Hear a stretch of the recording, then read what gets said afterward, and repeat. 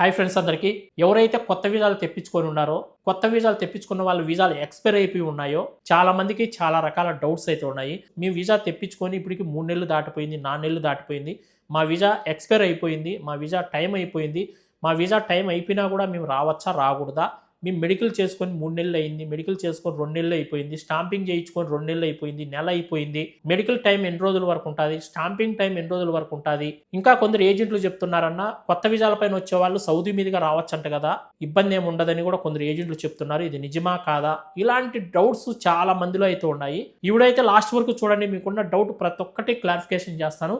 అలాగే ఈ వీడియో నచ్చితే ఒక లైక్ చేయండి. ఈ వీడియోని 10 మందికి షేర్ చేయండి. మీలాగా చాలా మందికి డౌట్స్ అయితే ఉన్నాయి, వాళ్ళు కూడా చూసే అవకాశం ఉంటుంది. కాబట్టి ఈ వీడియోని తప్పకుండా 10 మందికి షేర్ చేయండి. అలాగే కొత్తగా ఎవరైనా చూస్తుంటే మన ఛానల్ని సబ్స్క్రైబ్ చేసుకుని పక్కన ఉన్న గంట సింబల్ని ఆన్లో పెట్టుకొని మనం పెట్టే వీడియోస్ మీకు ముందుగానే నోటిఫికేషన్ అనేది వస్తూ ఉంటాయి.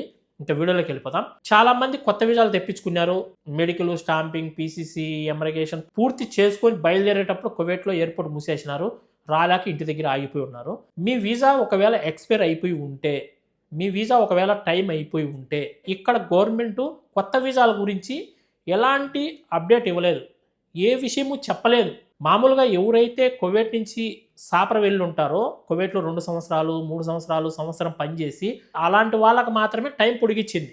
ఇంకా 3 నెలలు ఎక్స్ట్రా పొడిగించింది. కానీ కొత్త వీసా వాళ్ళకి మాత్రం ఎలాంటి టైం పొడిగించలేదు, ఎలాంటి అప్డేట్ ఇవ్వలేదు. ఇంకా తర్వాత వచ్చి మేము మెడికల్, స్టాంపింగ్, పీసీసీ అన్నీ చేసుకునేసామన్నా, ఇప్పుడు మళ్ళీ మేము కొత్త వీసా పైన రావాలంటే మళ్ళీ చేసుకోవాలని అడుగుతున్నారు.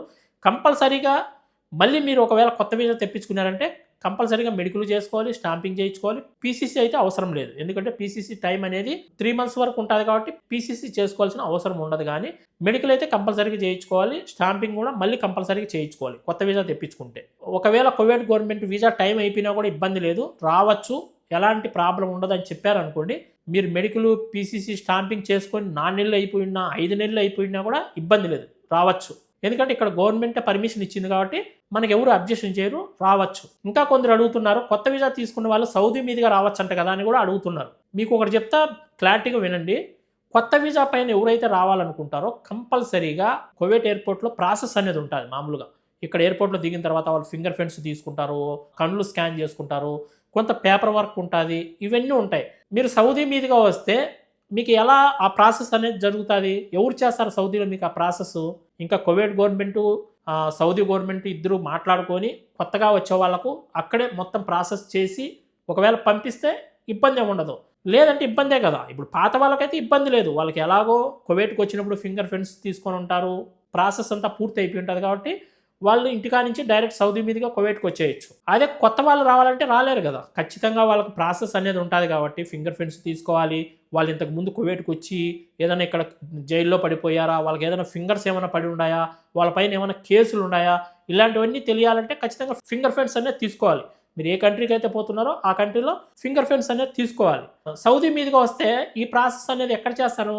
సౌదీ ఎయిర్పోర్ట్లో చేయాలి. కువైట్ వీసా పైన వచ్చే వాళ్ళకు, కువైట్లో మీరు జాబ్ చేసుకోవడానికి వచ్చే వాళ్ళకు, కువైట్లో మీరు పనులు చేసుకోవడానికి వచ్చే వాళ్ళకు సౌదీలో మీకు ఇలాంటి ప్రాసెస్ ఎందుకు చేస్తారు వాళ్ళు? ఇక్కడే మీరు ఆలోచించండి. కొత్త వీసా పైన వచ్చే వాళ్ళ గురించి ఎలాంటి అప్డేట్ అయితే ఇంతవరకు ఇక్కడ ప్రభుత్వం ఇవ్వలేదు.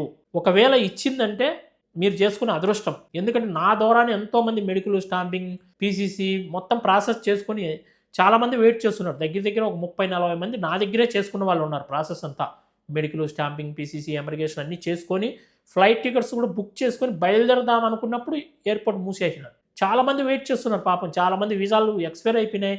ఇంకా కొందరు వీసాలు రేపమన్నాడు ఎక్స్పైర్ అయిపోయి ఉన్నాయి. కొందరు వీసాలు ఇంకో వారం లోపల ఎక్స్పైర్ అయిపోయి ఉన్నాయి. చాలామంది ఇబ్బందులు పడుతున్నారు పాపం. వీసా అనేది ఊరికే రాదు కదా. కనీసం తక్కువన్నా కూడా 50,000, 1,00,000, 1,50,000 ఖర్చు పెట్టి వీసాలు తెప్పించుకుంటారు కొందరు అయితే కనుక జాబ్ చేసుకునే వాళ్ళు లక్షల్లో పెట్టింటారు వీసా ఖర్చు. అలా డబ్బులు పెట్టి వీసాలు తెచ్చుకున్న వాళ్ళందరికీ ఇబ్బందే కదా. ఇక్కడ గవర్నమెంట్ ఏ అప్డేట్ ఇవ్వకపోతే ఇంకా ఏం చేయలేం మనం. వీసా ఎక్స్పైర్ అయిపోయిందంటే మళ్ళీ మీరు కొత్త వీసా తెప్పించుకోవాలి.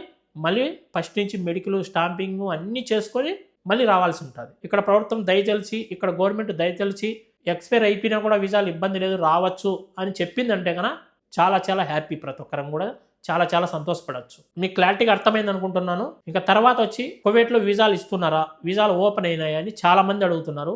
ఇప్పుడే కువైట్ నుంచి కొత్త వీసాలు వేలల్లో పోయి ఉన్నాయి. ఆ వీసాలు తీసుకున్న వాళ్ళే ఇంకా కువైట్కి రాలా. అలాంటప్పుడు కొత్త వీసాలు ఎలా ఇస్తుంది ఇక్కడ గవర్నమెంట్ చెప్పండి? అయినా ఇప్పుడు ఎవరు వీసా కూడా తీయరు అసలు. ఎందుకంటే ఈ వార్ జరుగుతుంది కాబట్టి, యుద్ధం జరుగుతుంది కాబట్టి, ఈ టైంలో ఎవరు కూడా వీసాకి అప్లై చేయరు. ఎవరు కొత్త వీసాలు కూడా తీయరు. ఎందుకంటే ఈ వార్ ఆగిపోయి యుద్ధం స్టాప్ అయిపోతే అప్పుడు కొత్త వీసాలకు అప్లై చేసుకొని కొత్త వీసాలు తీసి పంపిస్తారు కానీ ఎవరు వీసాలకు అప్లై చేయరు. ఇక్కడ గవర్నమెంట్ కూడా కొత్త వీసాలు కూడా ఇవ్వదు నాకు తెలిసి అయితే. ఎందుకంటే ఈ యుద్ధం ఎప్పుడు ఆగుతుందో తెలియదు కదా. ఇది రేపు ఆగిపోవచ్చు, రేపు ఆగుతుందో, వారం పడుతుందో, 10 రోజులు పడుతుందో, నెల పడుతుందో, సంవత్సరం పడుతుందో తెలియదు. యుద్ధం ఎప్పుడు ఆగుతుందో తెలియదు. యుద్ధం ఆగే వరకు కొత్త వీసాలకు అప్లై చేసుకోకుండా ఉంటేనే మంచిది. ఒకవేళ మీరు ఎవరైనా కొత్త వీసాకి అప్లై చేసుకోవాలనుకున్నా కానీ యుద్ధం ఆగిపోయే వరకు కొత్త వీసాకి అప్లై చేసుకోవద్దు. ఎవరు డబ్బులు కూడా కట్టద్దండి వీసాలకు.